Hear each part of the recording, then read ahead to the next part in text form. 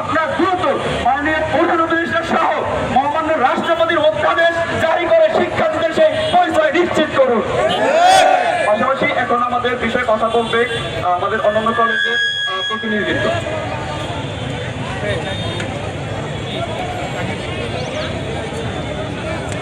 আপনারা জানেন যে বিগত প্রায় 1.5 বছর যাবত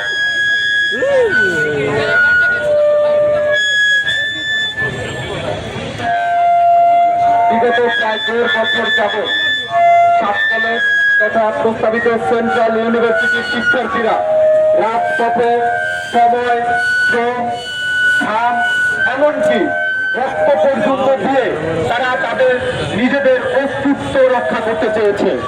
কিন্তু আমরা দেখতে পাচ্ছি কোনো এক সিন্ডিকেটের কারণে, কোনো এক দুষ্কৃতিকারী চক্রের কারণে সাত কলেজের প্রায় 1.5 লক্ষ শিক্ষার্থীর নিজস্ব যেই পরিচয়ের জন্য বিগত 8 বছর যাবৎ লড়াই সংগ্রাম, সেই লড়াই সংগ্রাম থমকে দাঁড়িয়েছে।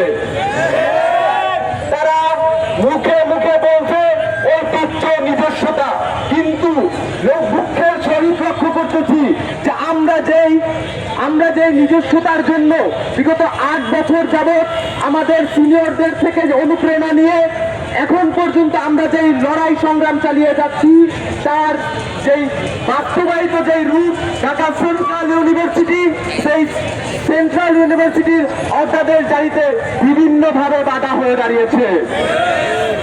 আমরা মাননীয় প্রধান উপদেষ্টার লক্ষ্য